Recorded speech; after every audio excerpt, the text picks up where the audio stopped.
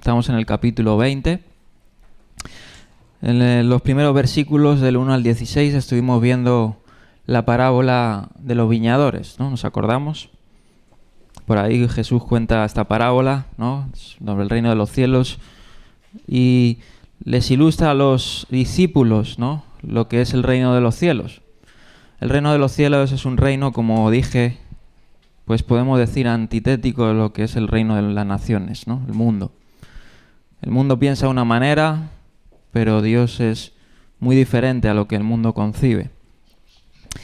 Y estamos avanzados, capítulo 20 capítulos, no sé cuántos versículos, ¿no? Mateo ha ido detallando desde su nacimiento, cumpliendo las profecías, hasta lo que viene siendo ahora su último viaje de Yeshua, ¿no?, lo que es el viaje a Jerusalén.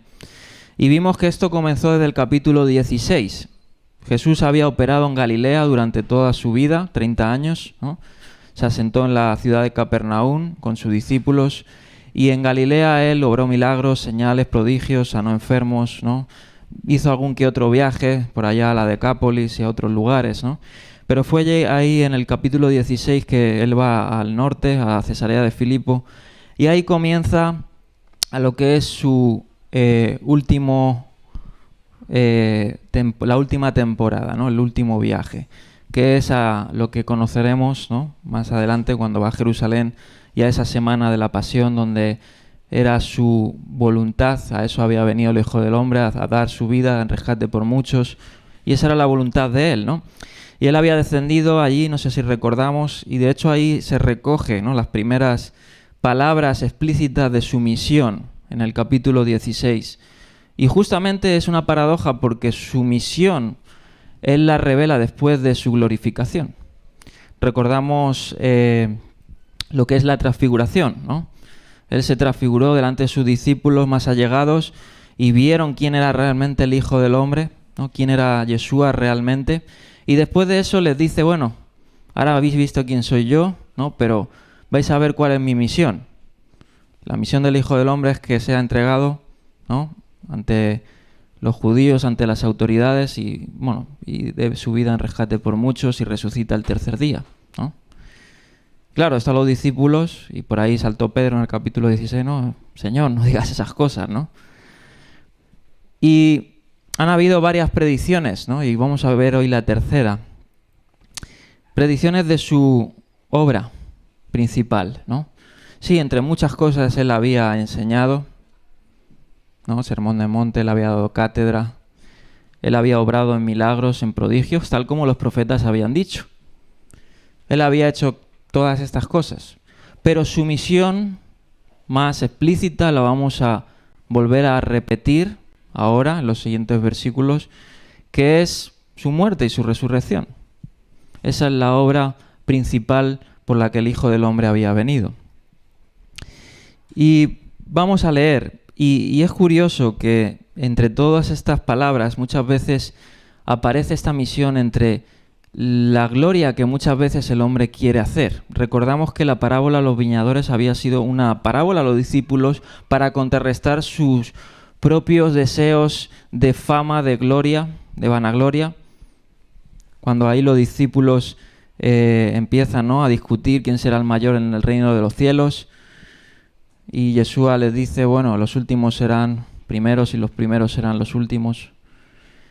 Y qué curioso, ¿no?, que después de la parábola que él da, ¿no?, y recordamos la parábola, unos jornaleros que desde temprano van a la viña, ¿no?, va un capataz, los contrata desde temprano, luego va el capataz y contrata a otros más tarde, y luego va a otros al mediodía, los contrata, y luego va a otros casi a la última hora del día y los contrata. Y les paga a todos lo justo, ¿no? Y los primeros tienen envidia y le vuelve a ilustrar las mismas palabras que terminó el capítulo 19, porque los primeros eran los últimos y los últimos eran los primeros. Y ahora fíjate, porque después de esa parábola vamos a encontrar esta declaración y luego, una vez más, lo que nosotros nos puede hasta causar risa, ¿no? Que por ahí salen dos discípulos junto con su madre y vamos ahora a leerlo, ¿no? Pero queriendo sentarse a su diestra en el reino de los cielos. No habían entendido nada, y mucho menos después de lo que va a decir. Vamos a leerlo. Mateo capítulo 20, 17 al 19. Como he dicho, estos son los últimos. Él pasó por Jericó, bajó de la Galilea y él cruzó el río Jordán y pasó a la Decápolis, bajó por Jericó y ahora se va rumbo a Betania y de ahí a Jerusalén. Y como dice aquí el verso 17, mientras subía Jesús rumbo a Jerusalén, tomó aparte a los 12 discípulos y les dijo, ¿no? Ahí les va a revelar su misión explícita a ellos. Y él les hace partícipes de su misión. De hecho, ellos se tenían que haber sido partícipes de ella. Él en otra ocasión les dijo, el que no toma su cruz y me sigue, ¿no? El que no renuncia a su vida. Y él estaba ilustrando lo que le iba a acontecer a él y el ejemplo que debían de seguirle en lo mismo. Y él les toma parte y les dice en el verso 18, ahora vamos rumbo a Jerusalén y el Hijo del Hombre será entregado. Una vez más vemos la predicción de su muerte. A los jefes de los sacerdotes y a los maestros de la ley. Ellos lo condenarán a muerte y lo entregarán a los gentiles para que se burlen de él, lo azoten y lo crucifiquen, pero al tercer día resucitará. Aquí vemos una vez más, nuevamente, el anuncio, ¿no?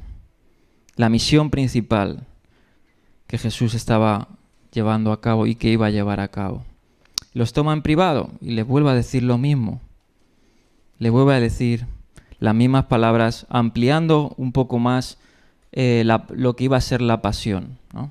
Si contrastamos y comparamos las predicciones anteriores, sí había dado datos importantes de muerte y resurrección, pero ahora vamos a ver que incluye más detalladamente cómo va a ser su juicio, ¿no? Aquí dice que su muerte será el resultado de una decisión judicial, es decir, de las autoridades judías, ¿no? Como dice en el verso 18, ¿no? Dice, será entregado a los jefes de los sacerdotes, a los maestros de la ley, y ellos lo condenarán a muerte. Ahí vemos explícitamente lo que va a pasar, ¿no? Y luego vemos otro aspecto también detallado, que no lo habíamos visto anteriormente, que dice que será entregado a los gentiles para burla, ¿no? Dice el verso 18. Es decir, entendemos que iba a ser entregado a los gobernadores, en este caso ocupantes, que era Roma, que tenían la decisión última jurídica para poder ajusticiar a Yeshua. Y así pues en este versículo 19, como hemos leído del 17 al 19, y el 19 terminando con la resurrección previa, vemos cómo se resume la historia, ¿no? Como hemos leído y como leeremos, sobre todo más adelante en el capítulo 27. Es una descripción gráfica de lo que va realmente a ocurrir, ¿no? Cuando ahí en el capítulo 27, en esa pasión, él será entregado al Sanedrín, ajusticiado por Poncio Pilato, como dicen los evangelios, y entre burlas y flagelaciones, y será llevado a la crucifixión, que será llevada a cabo por el mismo orden, por los ocupantes romanos, los soldados romanos bajo las órdenes de Poncio Pilato. Y ahí vemos, ¿no?, que realmente no vemos que están, pues, tanto gentiles como los propios judíos entregando al Hijo del Hombre, ¿no? Aunque sabemos que él dijo, sobre todo en el Evangelio de Juan, ¿no?, que nadie le quita la vida al Hijo del Hombre, sino que él la entrega, ¿no? Pero vemos en estos dos aspectos, entre los gentiles y el pueblo, que él tuvo que morir por ambos, ¿no? Porque ambos son pecadores y todos son culpables en cierta manera de ello, ¿no? Y todos necesitan esa redención expresada en ese Calvario, en la cruz. Y bien,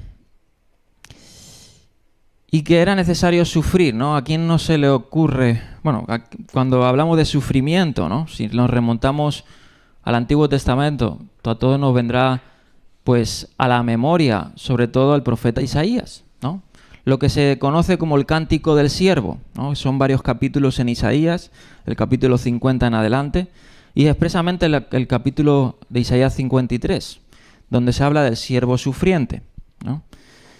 Y él, como hemos dicho una vez más y vamos a ver hoy, su grandeza se va a medir en su servidumbre y más excelsamente en el madero, ¿no? En renunciando a sí mismo para dar vida a otros, ¿no? Y eso es lo que es el Evangelio. El Evangelio es que Cristo murió por mí, en lugar de mí. De hecho, vamos a ver que en el verso 28 es uno de los versículos más explícitos de la obra redentora en el madero, por cómo está descrito. Ahora lo estudiaremos, lo leeremos, pero sobre todo en el griego utiliza diferentes partículas, anti-litros, que es rescate por muchos o en lugar de muchos. Esa expresión, ¿no? Y es decir, está anticipando lo que va a ser la muerte sustitutiva o expiatoria de Cristo en el madero, por muchos. Y sabemos, ¿no?, que a través de la historia muchos han visto a ese, y algunos, ¿no?, estudiosos modernos, hablando de y estudiando sobre el Jesús histórico, sobre todo de la parte escéptica. Aquí en España el famoso Antonio Piñero y otros por ahí creen en la historicidad de Jesús y creen que fue muerto bajo pues Roma, ¿no?, y fue ajusticiado bajo las autoridades judías, pero no creen que resucitó. Aquí Jesús ya estaba anticipando que iba a resucitar, ¿no? Y que algunos veían que fue una sublevación, ¿no? Quería hacerse, se había sublevado contra ellos y por tanto lo mataron, ¿no? De hecho hay una discusión por ahí también en el Talmud, ¿no?, aunque muchos dicen que no es ese Yeshua, que fue otro, ¿no?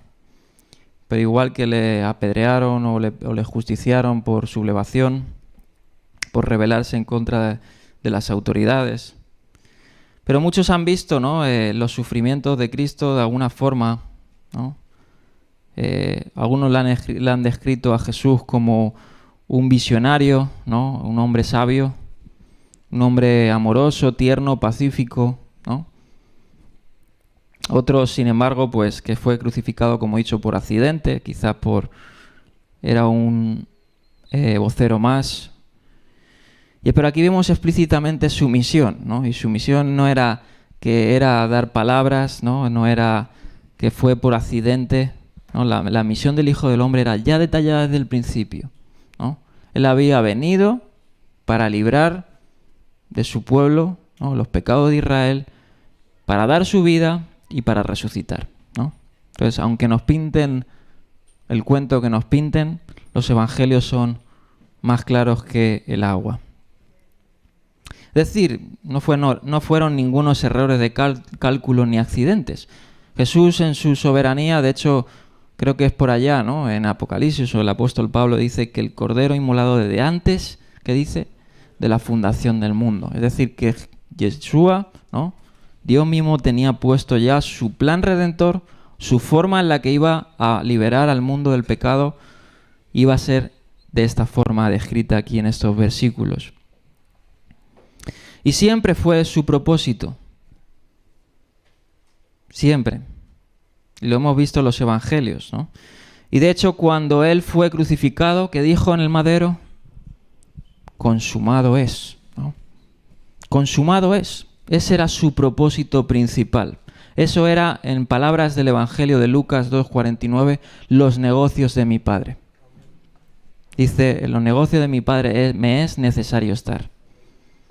Y cuando él entregó su vida y fue obediente a la voluntad de Dios, él salió de su boca, consumado es. Y aquí vemos una vez más esa obra que va a acontecer en los capítulos siguientes, y se verá exactamente como él lo describe. Ni por accidente, ni por nada del mundo, sino por predisposición divina. Amén. Y ahora vamos a leer el verso 20, porque entre todo esto, ¿no?, en que él da predicciones de su muerte, de su verdadera obra, ¿no?, por ahí los discípulos, no sé, yo me sorprendo, ¿no?, como no sé si tenían, ¿cómo se dice?, incapacidades de mentales de retener la información, ¿no? ¿Cómo se dice eso, el tecnicismo? No, o sea, falta de atención, eso es. ¿Cómo es? Déficit de atención. Tenían déficit de atención o, no sé, el diagnóstico que pensemos. Pero es sorprendente, porque después de darle con lujo de detalle, vamos a leer este versículo o estos versículos y vamos a quedarnos pues un poco anodadados, ¿no? Y dice que por ahí, ¿no? Entonces dice la madre de Jacobo y de Juan, ¿no? Y es curioso porque los discípulos viajaban junto con él, pero también viajaban, incluso lo vemos en los evangelios, en otras narraciones, que iban sus mujeres, sus madres, ¿no? Y ahora vamos a ver algunos versos. Dice entonces la madre de Jacobo y de Juan junto con ellos se acercó a Jesús y arrodillándose le pidió un favor. Verso 21. ¿Qué quieres?, le preguntó Jesús. Y dice, ordena que en tu reino uno de estos dos hijos míos se siente a tu derecha y el otro a tu izquierda. ¡Wow! No entendían. O sea, estos discípulos, ¿no? Juan, discípulo de los más prominentes, Jacobo también, que luego sería justiciado por ahí en Hechos capítulo 10, en el año 44, después de Cristo. No entendían, no habían entendido exactamente la misión y aún seguían cavilando en sus mentes, cuando reinemos con Él, yo quiero estar ahí, yo quiero estar de los primeros. Y es lo que el hombre, y aquí lo he descrito, ¿no?, en esta imagen, porque he hecho dos contrastes, ¿no? El camino de la grandeza, el hombre por un lado, y lo antitético que es el camino del siervo, ¿no? Y en esa imagen, lavando de los pies a sus discípulos, ¿no? Vivimos no solo en esta época, sino desde la memoria, ¿no?, nos pueda llegar. El hombre es ególatra. El hombre es orgulloso, ya desde el principio. Desde el principio que la serpiente quiso sembrar en Adán y Eva la malicia, ¿no? Vemos que desde el principio, ¿cuál fue la ambición, en este caso quizás, ¿no?, de Eva y de Adán? Es ser como Dios, ¿no? Es decir, tener un orgullo. Y generación tras generación se ve esto expresando más, y sobre todo en nuestra cultura moderna, donde hoy en día, ¿no?, por ahí hablábamos el otro día, hoy en día parece que es tendencia las charlas de coaching, ¿no?, o de negocio, de cómo ser un empresario exitoso, ¿no? Y muchas veces todos estos cursos puedan tener cosas buenas, pero tratan de motivarte, tratan de hacerte ver que tú puedes, que tú lo puedes valer, y muchas veces el poder valerse es a costa de otros, ¿no? De hecho, nuestra época es una reminiscencia de lo que fue por allá en la época, más o menos, de la época de Yeshua, lo que fue el Imperio griego y romano. En el Imperio griego y romano se exaltaba el orgullo a los poderosos y se menospreciaba la humildad, ¿no? Y hay muchos dichos de filósofos o de historiadores que veían incluso a los cristianos como gente digna de risa, ¿no? Porque ellos, en vez de, querían lograr la grandeza con la humildad, con la humillación, y eso para ellos era una risa, era una burla. En el Imperio Romano era muy diferente, eran el César.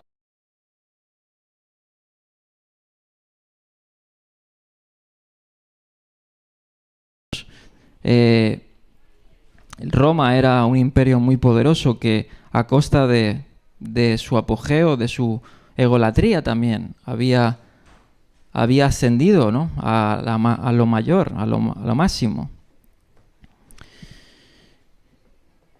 Pero sabemos que, dicen los historiadores, yo no soy experto en el decaimiento del Imperio Romano, ¿no?, pero he escuchado cosas. Pero algunos lo atribuyen a esa egolatría, ese orgullo, ¿no? De los emperadores, de las autoridades, ¿no? Porque la autodestrucción del mundo es su propia exaltación, su propio orgullo, ¿no? Cuando una persona es orgullosa, es desenfrenada, cuando una persona no mira por los demás, cuando mira solo por sí mismo, cuando trata de ascender a lo más alto a costa de lo que sea, incluso de perder a familiares, amigos, ¿no? ¿Cuántas familias nos han destruido por herencias, por competitividades, por yo qué sé, ¿no? Porque el hombre es orgulloso y quiere sentirse por encima de los otros, ¿no? Así se siente autorrealizado. Y la sociedad misma se desintegra cuando, en poca consideración por sus familiares, amigos, vecinos que tienen necesidad, o personas que simplemente solo se comprometen consigo mismas y con sus propios intereses y hacen a un lado quizás los intereses de los demás. Eso produce un decaimiento en la sociedad, ¿no? Y no solo en la sociedad, también en los propios cristianos, ¿no? Hoy en día la Iglesia también ha sido sacudida con eso, ¿no? Existen muchísimos manuales, libros de autorrealización, ¿no? Pero muy pocos, ¿no? Y eso se me quedó grabado, de cómo morir a ti mismo, ¿no? Muy pocos. El Evangelio, hermanos, es morir a nosotros mismos. Lo dijo una vez tras otra Yeshua. Es decir, también el Evangelio nos enfoca. Me encanta leer los Evangelios porque me ponen los pies en el suelo. Cuando uno se quiere saltar, ¿no? Me pone los pies en el suelo, leyendo las palabras del Sermón del Monte, leyendo las palabras de Yeshua, ¿no? Donde el que quiera ser grande tiene que servir, donde el que quiera vivir tiene que morir, donde el ejemplo que él dio fue el de renunciar a su gloria. Hablaremos de eso luego. Y la Iglesia ha sido permeada con todas estas cosas. Hoy en día se estima más el crecimiento de iglesias, ¿no? De células, de tantas cosas. Se piden diezmos, se piden muchas cosas, pero poco se ha hecho énfasis en el discipulado, ¿no? Y el discipulado es algo vital para el cardio, ¿no? Para el esqueleto de la Iglesia, porque el discipulado es lo que nos hace estar firmes a la hora de la prueba. El discipulado es lo que nos marca si verdaderamente estamos en el camino correcto. Porque cuando vengan los problemas, cuando vengan los tiempos difíciles, ahí se verá, ¿no? Como dice la Escritura, ¿no? Que ahí se verá y se purificará y sabremos quiénes somos de Él y quiénes no. Y a lo largo de las Escrituras hemos visto, ¿no? Que el orgullo ha sido el decaimiento de reyes, de los reyes de Israel también. Confiaban en carros, a lo mejor no confiaban plenamente en Dios, ¿no? Y hacían alianzas con otros pueblos. De hecho, el libro del Proverbios, ¿no? Está cargado de advertencias sobre la altivez, sobre el orgullo. Vamos a leer algunos pasajes. Proverbios 21:4. Si lo puedes poner ahí. Dice: los ojos altivos, el corazón orgulloso y la lámpara de los malvados son pecado. Proverbios 16:5 dice así. Proverbios 16:5. Hay muchísimo más, ¿no? Pero vamos a ver simplemente algunos ejemplos, ¿no? Bueno, básicamente dice que el Señor abomina. Dice: el Señor aborrece a los arrogantes.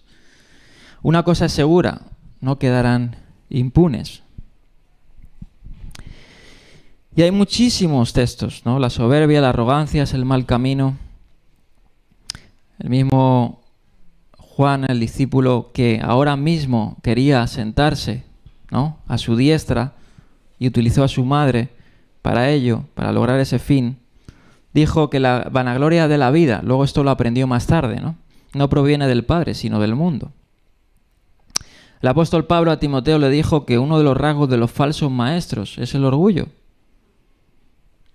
1 Timoteo 3:6, 6:4. Y hay muchísimos, ¿no?, ejemplos de orgullo, pero también los hay ejemplos de humildad, ¿no?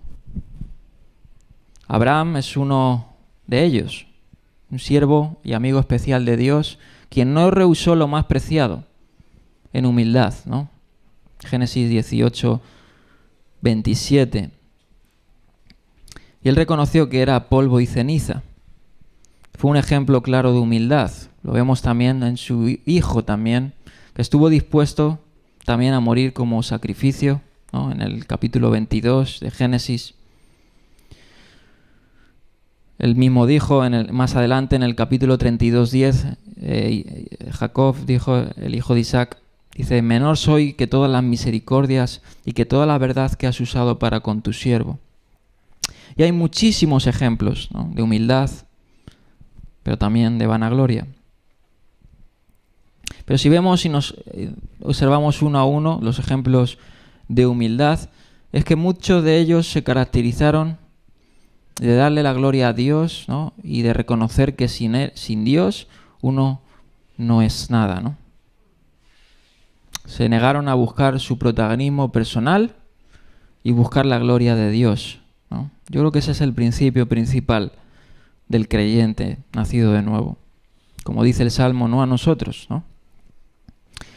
Y aquí en este transcurso, ¿no?, después de todas estas palabras, vemos, ¿no?, que los discípulos seguían sin entender. Aquí en el relato de Mateo es el único relato que relata que fue la madre la que usó de intermediario, ¿no? Y algunos dicen que las madres hacían eso en la antigüedad, ¿no? Buscaban posiciones para sus hijos en la sociedad judía. Marcos no nos dice eso. Marcos nos dice que expresamente fueron ellos, Jacobo y Juan, ¿no? Aunque aquí en el relato de Mateo se presupone que Jacobo y Juan fue quien cogieron a su madre, quizás por vergüenza o no, y la usaron como de intermediaria, ¿no? De hecho, después en la respuesta que le va a dar en los próximos versículos, no se dirige a la madre, sino se dirige a ellos, porque se presupone que ellos habían utilizado a su madre para rascar al Señor, pues, un puesto seguro, ¿no? Algunos adjudican a la madre la Salomé descrita en el capítulo 27, que era quizás la hermana de María y madre de Jesús. De estas mujeres que estaban a los pies de la cruz con él y que la acompañaron en sus viajes, sobre todo en el viaje de la pasión, y estuvieron ahí cuando los discípulos, muchos de ellos, habían esparcido, como dice la Escritura. Y bien, vamos a leer la respuesta, ¿no? Mateo 20, 22, la respuesta de Yeshua a la petición de la madre de Jacobo y Juan. Y dice, el verso 22, dice, y fíjate que se dirige a los hijos, no a la madre. Y le dice: ustedes no saben lo que están pidiendo, le replicó Jesús. ¿Pueden acaso beber el trago amargo de la copa que yo voy a beber? Y aquí vemos que dice, no, sí podemos, ¿no? Yo creo que ellos no estaban vislumbrando verdaderamente lo que iba a pasar. Y el Señor le dice, ¿no?, así paciente, ¿no? Obviamente, cuando una persona a lo mejor, pues, no sé, por ignorancia, ¿no? Muchas veces, pues, uno también tiene que rebajarse, ¿no?, a los ignorantes o a las personas que quizá no tienen un nivel académico, un nivel formativo como otros, ¿no? Y Yeshua le dice, sí, ciertamente beberéis de mi copa. Pero, dice, el sentarse a mi derecha o a mi izquierda no me corresponde a mí concederlo, sino que esto ya lo ha decidido mi Padre. Bien, imagínense, ¿no? Los discípulos, ellos querían a toda costa sentarse a la derecha o a la izquierda, ¿no? Les daba igual aparentemente, o no entendían cómo, ¿no? Y es que para Yeshua, ¿no?, en el reino de los cielos, la realeza está íntimamente ligada al sufrimiento, ¿no?, a la servidumbre, a tomar la cruz, ¿no? El lenguaje de la copa es muy común en las Escrituras, ¿no? Sabemos que la copa también significa bendición, abundancia, ¿no? Hay muchos salmos del rey David, ¿no? Cuando dijo: tú, Señor, eres la copa de mi herencia, ¿no? Eres mi porción, mi copa. Tú dispones ante mí un banquete, has llenado mi copa a rebosar. Y sabemos que también la copa se usa, ¿no? A menudo también para el juicio. En Ezequiel, en los Salmos, en muchas escrituras, ¿no? Se utiliza para esto. Pero también se utiliza, aunque menos, en un sentido de sufrimiento, ¿no? No solo de juicio, pero sí de sufrimiento. Y aquí, obviamente, la copa estaba tipificando su sufrimiento. No juicio, aunque también lo podemos ver así, ¿no? Juicio, el juicio del pecado sobre el Hijo del Hombre, pero sobre todo sobre el sufrimiento. Isaías 51 lo utiliza de esa forma, del 17 al 23. También Lamentaciones 4:21, la copa del sufrimiento. Ahora, no sé si ellos tenían en mente esta figura, ¿no? Esta imagen de cómo se empleaba este término en las Escrituras. Quizás, aunque Yeshua fue muy explícito, ¿no? Y el adjetivo que utiliza para denominar la copa es amarga, ¿no? Pero quizás ellos estaban tan obsesionados con sentarse a la diestra y a la siniestra que no le escucharon y tomaron esa copa como bendición. No lo sabemos. Ahora, ellos sí, obviamente tomarían la copa, ¿no? Y lo vemos a lo largo de la historia. Jacobo fue uno de los primeros discípulos, ¿no? En Hechos, que tomó esa copa del sufrimiento, ¿no? Eso está por ahí en Hechos, si no recuerdo mal, tengo por aquí, Hechos capítulo, si no me equivoco, 10, por ahí, que fue Herodes Antipas quien ajustició a Jacobo. Y Juan, ¿no? Juan, obviamente, sabemos, ¿no?, que él fue el último de los discípulos, ¿no?, en ver la muerte. Y algunos dicen que no murió como mártir, pero vivió una vida de mártir, ¿no? Él fue exiliado a Patmos y vivió, algunos dicen, hay tradiciones antiguas, ¿no?, que incluso fue echado a una olla hirviendo, ¿no?, y salió vivo. Y bueno, sea o no verdad, sabemos que si fue exiliado a la isla de Patmos, Juan, fue por causa del Evangelio, como dice Apocalipsis capítulo 1, y los exilios que se hacían, ¿no?, eran duros, ¿no? Se llevaba a una isla donde te abandonaban, ¿no?, y quizás morías de hambre o comido por una fiera o vete a saber qué, ¿no? Y ahí él tuvo la revelación de revelaciones. Pero él aprendió, Juan y Jacobo, a beber la copa del sufrimiento, pero no entendían en ese momento lo que significaba, ¿no? Y como he dicho, para Yeshua, la realeza está íntimamente ligada al sufrimiento. Y qué paradoja, ¿no? El sentarse a su derecha y a su izquierda, dice, es dispuesto por el Padre. ¿Y quién, no?, figurativamente, se sentó a la diestra y a la siniestra? Los ladrones en la cruz, ¿no?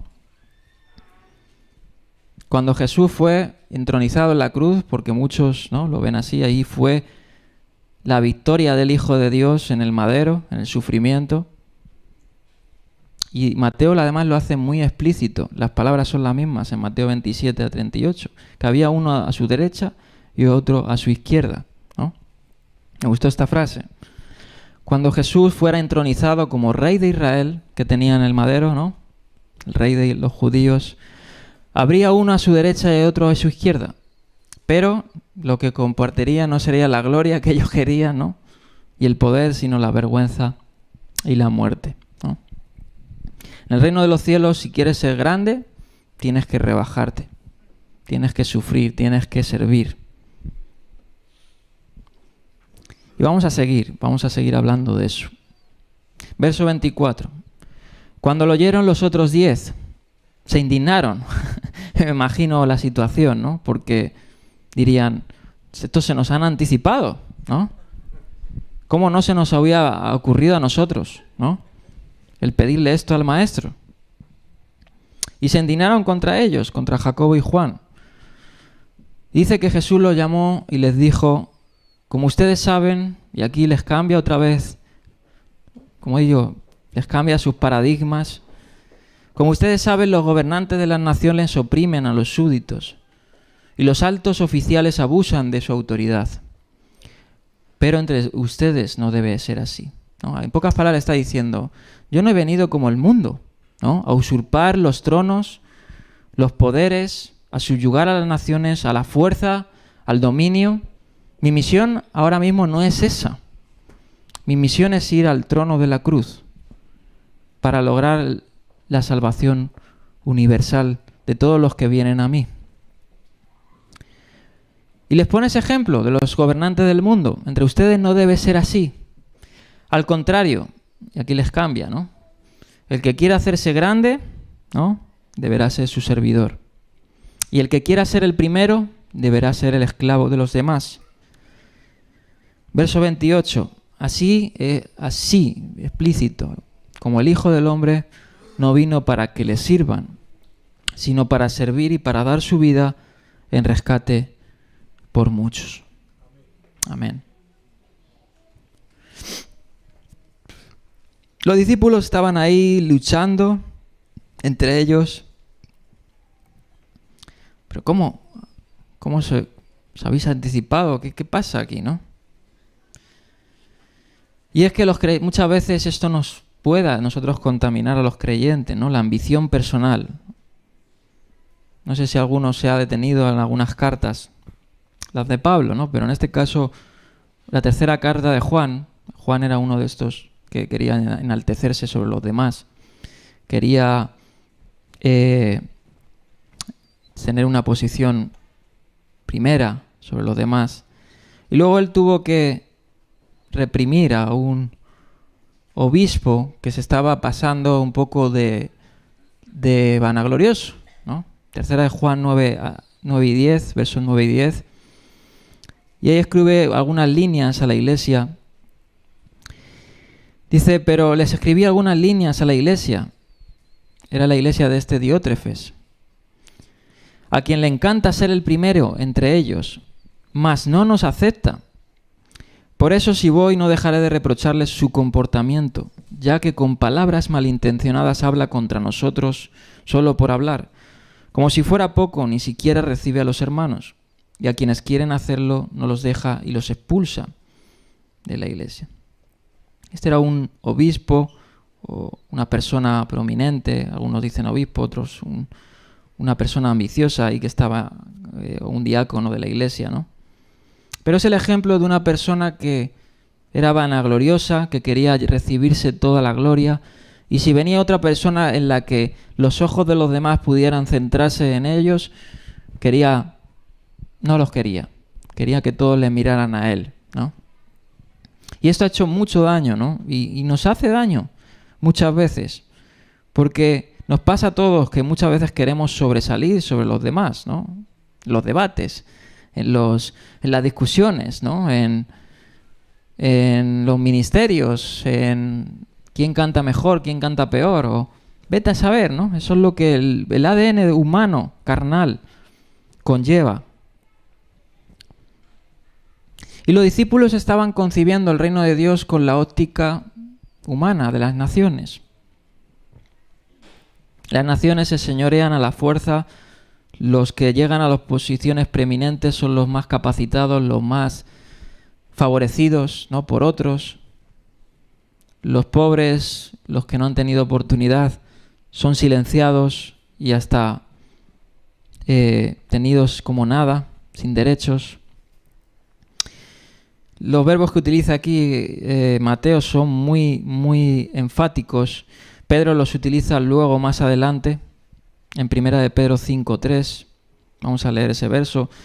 Cuando le dice a los ministros, dice, no sean tiranos con los que están a su cuidado. Utiliza la misma expresión, katakiriu, y es muy enfática. Es decir, un tirano es alguien que abusa de su poder, ¿no? Y de su autoridad. Y así es como obra el mundo. Y nosotros los que somos líderes o siervos debemos de ver al Señor, quien fue Dios, ¿no?, por encima de todo, y se rebajó a la condición de siervo, a kenosis, que veremos luego. Pero cuando a nosotros se nos despierta el sentido de arrogancia, de vanagloria personal, así como con Jacobo, Juan y todos los discípulos, se abre pues paso para el despotismo, para ensuciar el espíritu de la Iglesia, que debe ser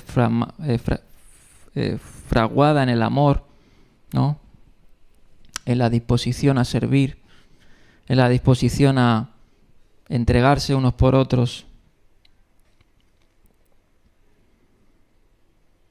Y muchas veces los discípulos y los líderes pueden caer en ejercer su autoridad, ¿no?, y ensoberbecerse en sí mismos y creerse que ellos son los que llevan la obra cuando es la obra del Señor, ¿no? Quien es descrito en Hebreos capítulo 13 como el gran pastor de las ovejas, ¿no? Sí, hay pastores, hay ministros, pero todos ellos tienen que, obviamente, estar subyugados al gran pastor y ministro que es Yeshua. Donde en Efesios 1:20 dice que después de resucitar y de oficiar su labor de pastor de Israel y siervo, dice que Dios ejerció en Cristo cuando lo resucitó entre los muertos, y ahí sí le dio esa potestad de sentarse a su diestra, ¿no? Como dice, y lo sentó a su derecha a las regiones celestiales. O sea, el sentarse a la diestra le dio una autoridad. ¿Por qué? Porque él no es que se lo ganó, es que él la merecía por derecho propio, ¿no? Él sentarse al trono de Dios, él vino del trono de Dios, ¿no? Pero él se sentó nuevamente para darnos a nosotros ejemplo de que quien quiera ser mayor en el reino de los cielos tiene que actuar como él, ¿no? Es decir, el sentarse a la mesa, a las primeras filas, se gana con sufrimiento, con autonegación, es decir, con el discipulado. Y eso es lo que nosotros tenemos que siempre tener en mente. Y Yeshua estaba invirtiendo la grandeza del mundo. La autopromoción. Cuando ahí Pilato, ¿no?, le ajustició, o estaba previo a justiciarse, ¿no?, le dice, bueno, ¿tú quién eres? Dicen que eres rey de los judíos, ¿dónde están tus súbditos?, ¿no? Y ahí en Juan capítulo 19 le dice Jesús, 18, le dice, mi reino no es este mundo, ¿no? Tú piensas que yo he venido aquí con siervos, ¿no?, con una corte. Yo he venido solo, no tengo donde recostar la cabeza, ¿no?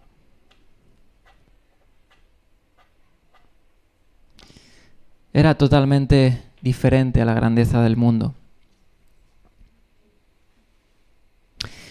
Me gustó esta ilustración. El mundo, la grandeza del mundo es como una pirámide, ¿no?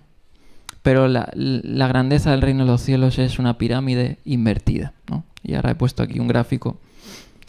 Pero me gustaría leer esta frase de Lenski, ilustrando esta parte. Dice, los grandes hombres de Dios no están sentados encima de los hombres más pequeños. Los grandes hombres de Dios no están encima de los hombres más pequeños, sino que cargan sobre sus espaldas a los hombres más pequeños. El reino de los cielos es humillación, ¿no?, servicio, autoridad. En el mundo es vanagloria, súbdito, grandeza. Los discípulos eran el mundo, la vanagloria del mundo, que dice Juan. Sí, sabemos que el que anhela obispado, primera de Timoteo, Pablo, buena obra desea. Ahora, el anhelar obispado, el ser líder, y lo hemos visto con el discipulado de matrimonios, el ser cabeza, es muy diferente a lo que nosotros nos pensamos. Es ser ejemplo, es autonegación, es el primero estar ahí para pedir perdón, para rebajarse, para humillarse. ¿Cuánto nos cuesta? ¿Cuánto nos cuesta? Y aquí utiliza la palabra diáconos, siervo, ¿no? Que en su sentido, esta palabra tenía varias connotaciones. En el contexto griego no tenía un contexto religioso, eran personas simplemente siervos, ¿no? Que servían en la corte de un capataz o, bueno, el capataz de una persona con dinero, ¿no? Como amas de casa, como criados. Pero se utiliza la palabra diáconos, ¿no? No solo como un ministerio, como hoy en día. Hoy en día se ha también tergiversado la palabra diáconos, ¿no? Se piensa que el ser un diácono es una persona que tiene un poco más de autoridad que las ovejas, ¿no? Y que puede estar ahí, pero diáconos es el que sirve, su definición es servidumbre, ¿no? Todos en sentido estricto, en el sentido que muchas veces Jesús lo emplea y Pablo lo emplea, somos diáconos, ¿no? Somos siervos unos de otros. Y Yeshua elevó esta palabra que comúnmente se utilizaba como un siervo sin importancia, ¿no? Él lo elevó a lo contrario. El siervo no tenía gran importancia, un diácono en la sociedad grecorromana no tenía importancia, uno más, ¿no? Pero él lo elevó a que tenía mucha importancia. Es decir, hermanos, el reino de los cielos, la Jerusalén celestial estará llena de diáconos. Amén. Si tú no estás sirviendo en este momento, mírate. Porque en el reino de los cielos vamos a estar como los siervos de Dios, ¿no? Vamos a estar sirviéndonos unos a otros, sirviendo al Rey de Reyes y Señor de Señores. Y le eleva este término a un estatus, ¿no? Que el mundo no tenía, esta palabra. Y la característica más importante que tiene el siervo es el sacrificio. Y un sacrificio no impuesto, sino voluntario, ¿no? Un Eved, ¿no? Como se dice en hebreo. Bueno, no exactamente Eved era siervo, era un esclavo, ¿no? Pero el Nuevo Testamento lo denota más aún más implícito a la palabra de diáconos, a la palabra doulos, ¿no? De hecho, Pablo, uno de sus títulos más preferidos, antes que el de apóstolos, era doulos, que es esclavo de Cristo, que es siervo, ¿no? Pero un siervo en un sentido más, incluso más avanzado, porque él era esclavo de Cristo, ¿no? Él no se pertenecía a sí mismo, él iba donde Dios le llevaba, ¿no? Y costara lo que le costara, y servía de corazón, ¿no? 1 Corintios 4:1. Vamos a leer ese verso.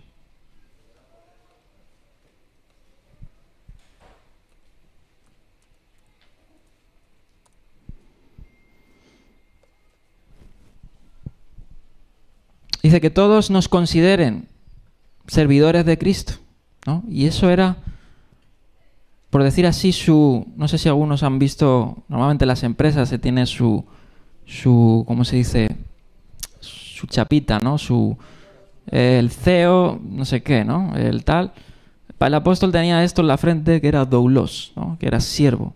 Y él siempre decía, ¿no? Que antes que apóstol, que de hecho apóstol no era hoy lo que se concibe, ¿no? También se ha desvirtuado el título, el oficio de apóstol, ¿no? Pero él siempre se autodenominaba doulos. Vamos a leer Romanos 1:1 para ver el ejemplo. Pablo supo entender lo que luego en Filipenses escribió, que imitemos la actitud de Cristo, ¿no? Lo que es, como se dice, es el himno, ¿no? Algunos dicen que Filipenses 2 era un himno que se cantaban los primeros cristianos, ¿no? No me acuerdo el título, cómo lo llaman. Sí, eso es. Y era algo que los cristianos estaban marcados con la actitud de Cristo y salió este himno, ¿no? En los primeros. Y mira, fíjate Romanos 1:1, ¿no? Que dice, Pablo, el apóstol de apóstoles, ¿no? El Señor de señores, el rabino apóstol Saúl, bajo los pies de Gamaliel Pablo, esa palabra, siervo, ¿no? de Jesucristo, llamado a ser apóstol y apartado para anunciar el Evangelio de Dios. En otra parte, en los Corintios estaban discutiendo también por vanagloria, ¿no? No, es que yo soy de fulanito, de menganito, de Apolos, ¿no? Me gusta más como Apolos enseña, porque enseña más el hebreo, ¿no? Habla más tecnicismos. O el otro es muy, no sé. Y ahí dijo, ¿qué pues es Pablo? ¿Qué pues es Apolos? ¿No? Si son solo servidores, siervos, por medio de los cuales habéis creído.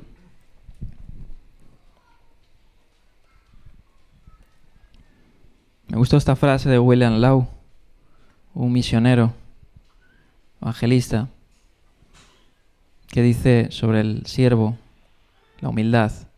Dice que cada día sea de humildad condescendiente con todas las debilidades y flaquezas de nuestros semejantes, cubriendo las fragilidades. Nosotros normalmente hacemos lo contrario, las exponemos, ¿no? Se ha equivocado, mira, y vamos ahí al hermano, mira, ¿has visto este hermano? ¿No? Ha pronunciado, en vez de Shema, Chema, o Cheima, o...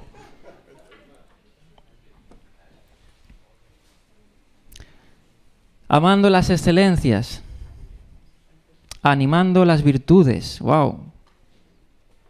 Eso es algo que a mí siempre se me quedó grabado, eso en personas, ¿no? Yo recuerdo mucho a Elías, a mi pastor, y siempre hablo de él, porque él fue una persona, y es una persona para mí muy especial, porque él siempre te animaba, ¿no? Te decía un te quiero, ¿no? Era una persona que da igual quién seas, ¿no? El primer chico, el drogadicto que entraba por la puerta, de hecho Betel empezó así, metiendo drogadictos, ¿no?, a su casa. Y a mí se me quedó muy grabado eso de él, ¿no? Y de hecho él era el líder, ¿no? Pero él siempre iba humilde, con su misma furgoneta, se le rompía, se compraba la misma, una Volkswagen Transporter, ¿no? Y era una persona que vivía amando y con una humildad, ¿no? Y vive con una humildad así. Obviamente son personas que han visto a Dios, ¿no? Literalmente, lo han visto, ¿no? No digo a lo mejor cara a cara, ¿no? Pero han visto una parte de Dios que otros no han visto. Y sigo citando aquí, ¿no? Aliviando las necesidades que tengan. Cuando hay una necesidad son personas, ¿no?, humildes, son personas que, como puse en su día, el ejemplo de los macedonios, ¿no? Gente que se ha dado a sí misma y más allá, ¿no? Regocijándonos en sus prosperidades. Muchas veces somos al revés, ¿no? Nos produce, ¿qué? Envidia. No, es que este hermano tiene tal coche, yo me voy a comprar otro más y me voy a endeudar, me da igual a toda costa, pero voy a estar por encima. Siendo compasivos en las angustias que experimentan, recibiendo su amistad, pasando por alto cualquier falta de bondad, ¡wow!, perdonando su maldad, siendo un siervo de siervos y accediendo a hacer los oficios más bajos de la humanidad más baja. Otra cita para ilustrar nuestra condición de siervos, ¿no?, diáconos, doulos. Sobre el liderazgo también a los líderes. Si parezco grande a los ojos de ellos, el Señor con mucha benignidad me está ayudando a ver cuán absolutamente nada soy yo sin Él. Y me ayuda a mantenerme pequeño a mis propios ojos. El Señor efectivamente me usa, pero me preocupa mucho que sea Él que me use, y que no sea mi propia obra. El hacha no puede gloriarse de los árboles que ha cortado. No podría hacer nada si no fuera por el leñador. Él la hizo, la afiló y la usó. En el momento que la arroja a un lado, solo se le vuelve un hierro viejo. Oh, que yo jamás pierda de vista esto, ¿no? Bien. Y vamos a ir al verso 28 porque aquí es una verdad tan... Vamos a pasarlo el 27, que ya lo he comentado más o menos de memoria. Vamos a ir al verso 28, porque este verso es muy, muy importante. Vamos a volver a leerlo.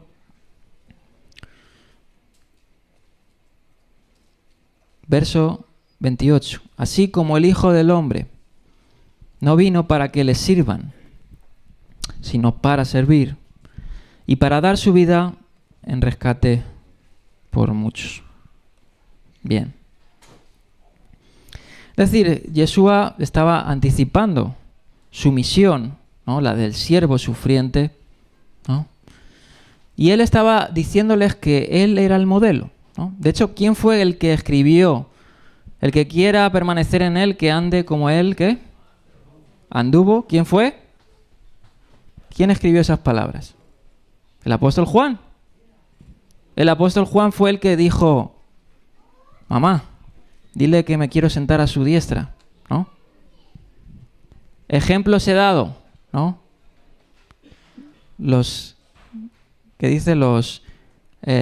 Juan dice, ejemplos he dado, los reyes o se sientan a la mesa, ¿no? ¿Cómo es? ¿Recordáis ese pasaje, no? Mas el Hijo del Hombre no es así, ¿no? Él vino para servir, y vuelvo a decir, para dar en rescate su vida por muchos. El que quiera permanecer en él, debe permanecer como él anduvo. Muchas veces citamos eso para, no, es que guardó, sí, claro que guardó, pero hay que también imitarle no solo lo que nos conviene, ¿no? Sino hay que imitarle en su conducta, en su forma de amar, ¿no? De perdonar, en su forma de sujetarse unos a otros, ¿no? En su forma de entregarse unos por otros, porque ese es en el sentido primigenio que Juan escribía. Debemos de imitarle, el tomar la cruz.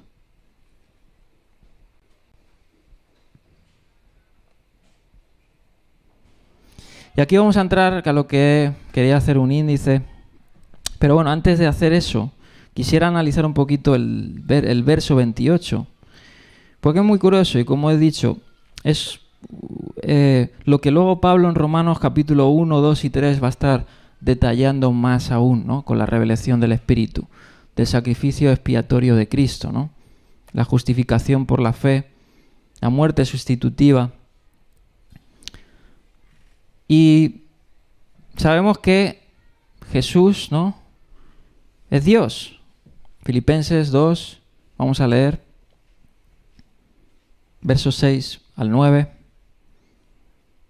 Dice Pablo a los filipenses, ¿no? Que es este himno que se cantaba, se dice, ¿no?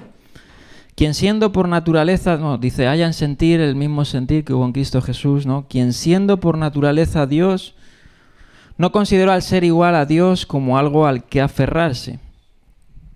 Por el contrario, se rebajó, ¿qué dice? Voluntariamente, tomando la naturaleza de siervo. Aquí está la verdadera exaltación, ¿no? Bíblica, celestial. Haciendo semejante a los seres humanos y al manifestarse como hombre, se humilló a sí mismo y se hizo obediente hasta la muerte, y muerte de cruz, ¿no? Me gusta cómo lo pone aquí la versión, ¿no? En exclamaciones, ¿no? Y muerte de cruz, enfático. Por eso Dios lo exaltó hasta lo sumo y le otorgó el nombre que está sobre todo nombre. Amén. Él, siendo Dios, no vino a exaltarse, vino a humillarse. Y no humillarse en una manera normal, ¿no? Como un siervo normal, un diácono normal No, Él vino a humillarse hasta lo sumo, dice Pablo. Hasta lo sumo, hasta lo peor, ¿no? Él fue el hazmerreír, ¿no? De la época. La muerte de la cruz era la muerte más, ¿cómo se dice? Más deshonrosa de la época. Era lo peor. Eran los malhechores, los, qué sé yo, ¿no? Los más pervertidos, los más rastreros, que eran condenados de esa manera. Y Él vino a buscar esa forma, ¿no? Y darnos ejemplo. Él, en la última cena, cuando estuvo con los discípulos seguían lo mismo, ¿no? Ellos, es tremendo, ¿no? Juan lo dice, Juan capítulo, vamos a leer, Lucas 22 y Juan también 13, pero vamos a leer Juan 13, 4 al 5.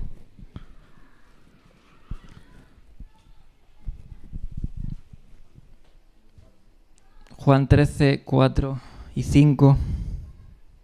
Ellos estaban ahí en la última cena, ¿no? El Hijo del Hombre iba a ser entregado y ellos empezaron igual con la misma cuestión, ¿no? Bueno, vamos a desde el 1. Creo que era en este capítulo, si no me equivoco. Vale, bueno, el 2, a ver. Siguiente, el 3, a ver. Si no es el Lucas, ¿no? Que dice que estaban discutiendo. Ahí los discípulos igual, quién se sentaría, cuál sería el mayor, ¿no? Lucas 22, vamos a ver Lucas 22, 27. Porque es que ellos seguían sin entender esta cuestión, ¿no? De la verdadera grandeza. Aquí está. Vamos a leer desde el verso 24. Ellos estaban en la última ahí, ¿no? En la última cena. Y ahí, entre la comida, dice que tuvieron, que dice, un altercado. Lo mismo que pasó aquí, ¿no? Ellos sería el más importante. Y Jesús le dice las mismas palabras que hemos visto aquí, ¿no? Yo imagino, esto les había producido un eco, ¿no? Esto ya no lo ha dicho, ¿no? Los reyes de las naciones oprimen a sus súbditos, ejercen autoridad sobre ellos. Pero el verso 26 dice, no sea así entre ustedes, al contrario, el mayor debe comportarse como el menor y el que manda como el que sirve. Porque ¿quién es más importante? ¿El que está sentado a la mesa o el que sirve? Y aquí vemos el ejemplo que he dicho, ¿no? No lo es el que está sentado a la mesa y dice, sin embargo, aquí está dando el ejemplo, yo estoy entre ustedes como el que sirve.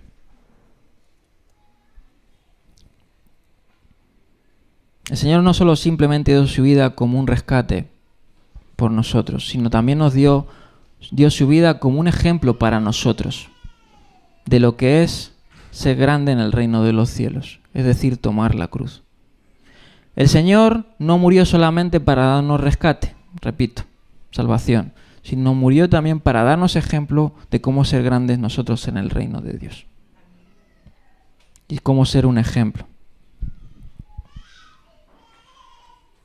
Y fíjate que en este verso, ¿no? Utiliza la palabra lutrón, que es rescate, ¿no? Es la palabra que comúnmente se utilizaba también en la terminología de los esclavistas, ¿no? Y lo vemos también eso, un eco en Éxodo, ¿no? Que habla de los esclavos que eran rescatados, ¿no? Pero aquí se utiliza el término rescate, ¿no? Utilizándolos en términos, obviamente, redentores. ¿Rescate de qué, podríamos decir, no? Obviamente, rescate del pecado, ¿no? Y utiliza la preposición anti, ¿no? Lutrón anti, polón, o sea, el rescate por muchos, o en lugar de muchos, se podía traducir, ¿no? Y aquí ya estamos viendo, y de hecho se utiliza dos veces de esta forma en el Nuevo Testamento. En Marcos capítulo 10, 45 y aquí, ¿no? Esa expresión, como está formulada, esa proposición. Expresando, es decir, un intercambio, ¿no? En lugar de muchos o por muchos.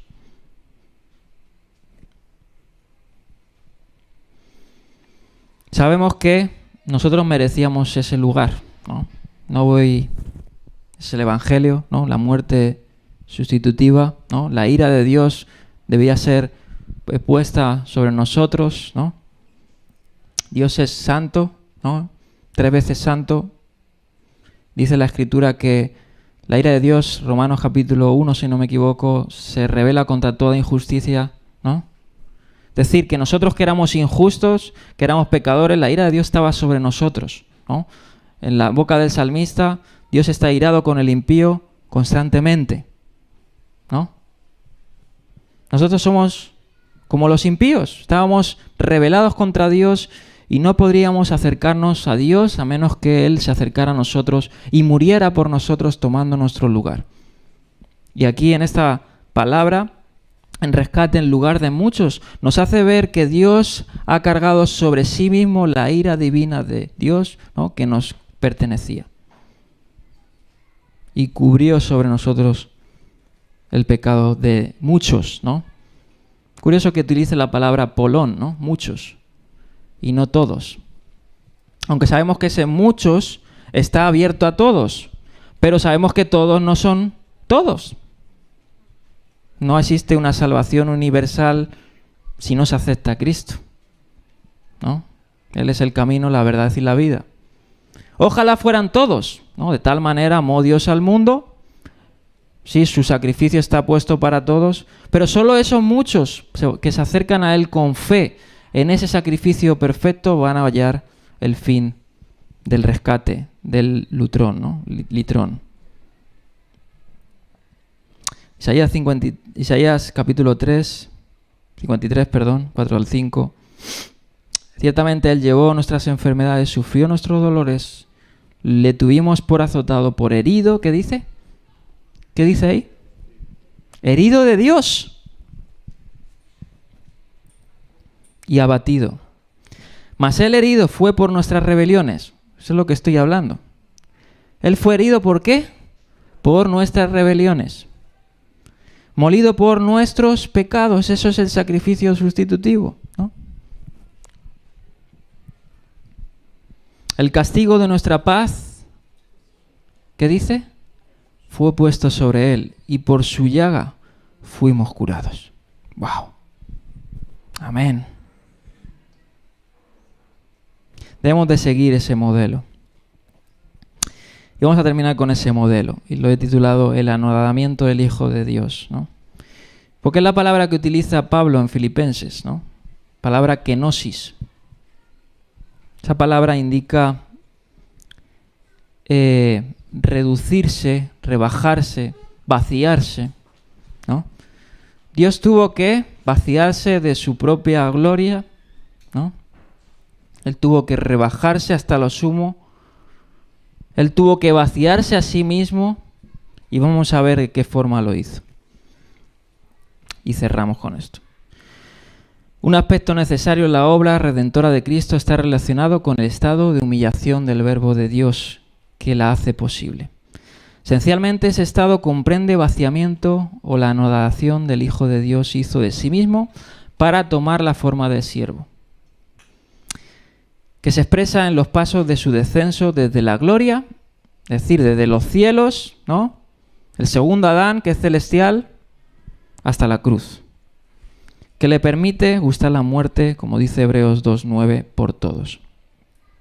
Quien existía eternamente, forma de Dios, morfé, ¿no? Esa palabra morfé es curiosa, porque indica forma o igual, ¿no? Según el contexto, ¿no? Normalmente se traduce en forma de Dios. Se despojó a sí mismo hasta llegar a ser un auténtico siervo. El modo para llegar a esa forma exigió el despojarse de sí mismo, que equivale en significado a vaciarse. Eso es lo que significa anonadar, ¿no? Vaciarse. Un complemento en la enseñanza del anonadamiento del Hijo de Dios está en la epístola de los Hebreos. Vamos a leer. Capítulo 10, versos 5 al 7.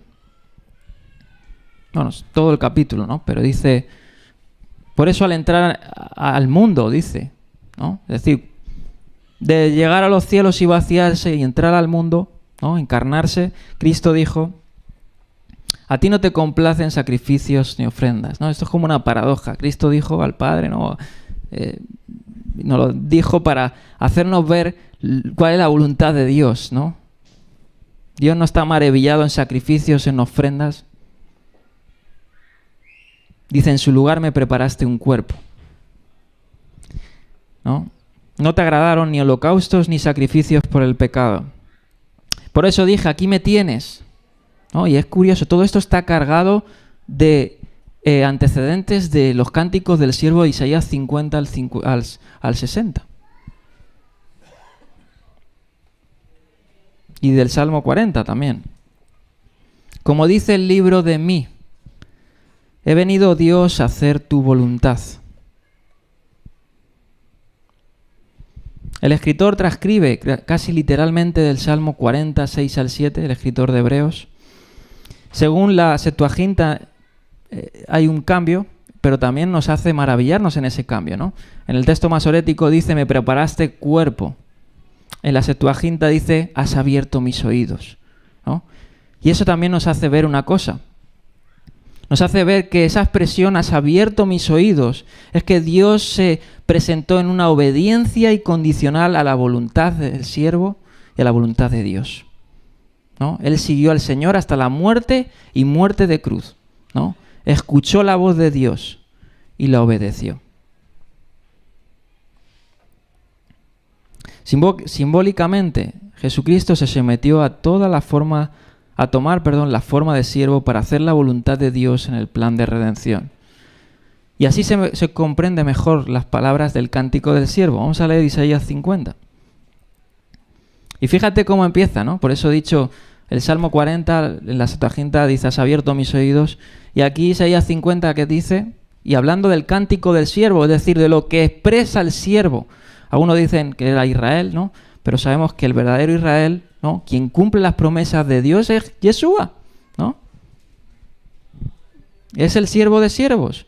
Dice, el Señor omnipotente me ha abierto los oídos. Y no he sido rebelde, ni he vuelto atrás. Ofrecí mi espalda, ¿qué dice? El cántico del siervo, a los que me golpeaban. Mis mejillas, a los que me arrancaban la barba. Ante las burlas y los escupitajos, ¿qué dice? No escondí mi rostro.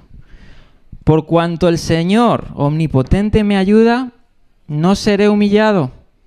Es decir, para los hijos de los hombres yo soy humillado, porque estoy siendo vituperado en el madero, pero para Dios no. Amén. No estoy siendo humillado. Por eso endurecí mi rostro como el pedernal, y sé, ¿no? Futuro, que no seré avergonzado. Aleluya. Amén. Wow.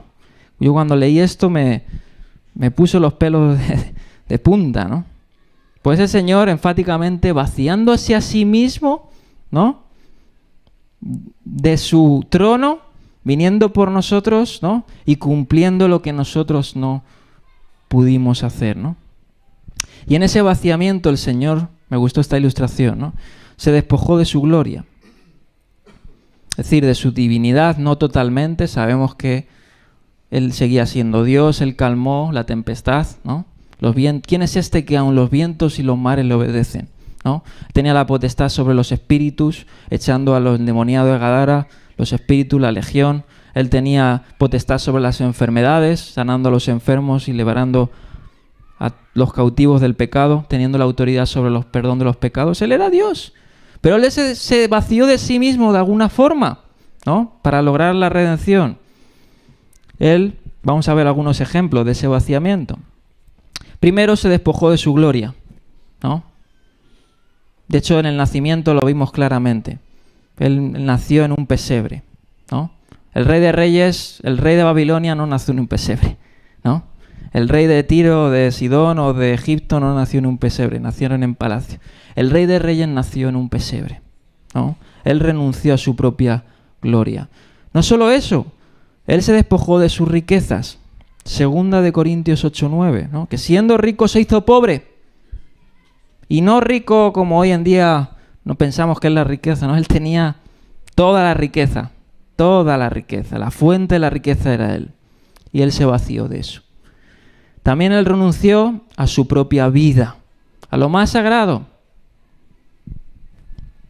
Así como el Hijo del Hombre, como hemos leído, no vino para que sirvan y para dar en su vida en rescate por muchos. También dice la Escritura que nunca tuvo nada propio, Marcos 8:20.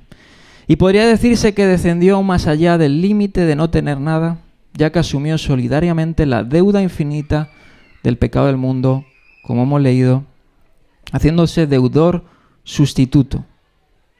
Isaías 53:6. Todos andábamos perdidos como ovejas, cada uno seguía su propio camino, pero el Señor hizo recaer sobre él la iniquidad de todos nosotros. Y ese anonadamiento, ese estado de humillación, se establece mediante la antítesis paulina. Y Pablo esto lo hacía mucho, ¿no? Estos contrastes, ¿no? Y de hecho lo hemos leído en Filipenses 2, es un contraste, aunque fuera un cántico, ¿no? Quien siendo por naturaleza Dios o en forma de Dios, ¿no? No consideró ser igual a Dios, sino como cosa que aferrarse, pero dice luego utiliza la misma palabra, morfé. Por el contrario, hace este contraste, ¿no? Verso 7, se rebajó voluntariamente tomando la naturaleza de siervo.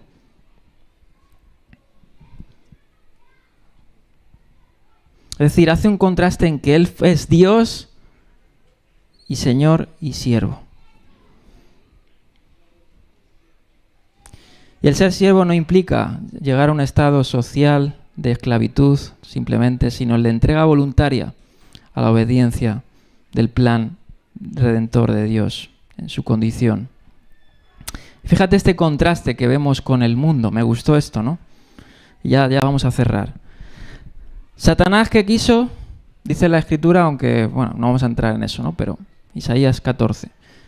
Quiso ser semejante al Altísimo y establecer su trono al lado del trono de Dios, ¿no? Dice, ¿no? Normalmente se atribuye este texto a Satanás. Es decir, quiso usurpar la gloria de Dios, ¿no? Y enaltecerse a la fuerza. El hombre que quiso llegar a ser como Dios, Génesis 3:5. Dios, en cambio, toma la forma de siervo para servir, ¿no? Y deja su gloria y se rebaja, ¿no? Totalmente diferente al contraste que encontramos de los que quieren usurpar el lugar de Dios. Y por último, la humildad manifestada se manifiesta en el hecho de que Jesús se humilló a sí mismo en un admirable proceso que va desde el anonadamiento, es decir, del rebajamiento, el vaciarse a sí mismo, hasta estar totalmente vacío. Totalmente vacío. Él murió como el peor de los peor. Es decir, murió, como dice, ¿no? Dice la Escritura, golpea al pastor y las ovejas serán dispersas. Él murió solo, ¿no? Bueno, con las mujeres que había ahí. Murió, fue sepultado en una tumba que no era ni suya, ¿no? Murió crucificado, escupido, ¿no?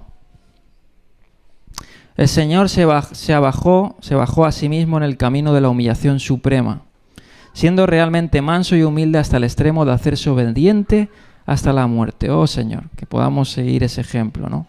Como dice Filipenses 2, sigamos el sentir que hubo en Cristo. La obediencia es la manifestación propia de un siervo. La entrega personal a la muerte era un acto de obediencia al Padre. Juan capítulo 17 al 18. Y el hacerse hombre tenía por objeto alcanzar la condición necesaria para morir por los hombres, ¿no? Hebreos 2:14. Dice, tenemos un sumo sacerdote que ha sido tentado en todo como nosotros, ¿no? Que puede compadecerse de nosotros. Es decir, Él se rebajó a lo sumo, pero en el madero Él logró nuestra victoria, ¿no? La victoria del Hijo de Dios. Pasó de ser siervo a ser Hijo de Dios, filiación divina, y ser exaltado sobre toda la creación, ¿no? Y darle un nombre, como dice Filipenses, termina, que es sobre todo nombre, en el cual dice, nos arrodillaremos todos y daremos gloria. Amén. Amén. Pues vamos a dejarlo aquí.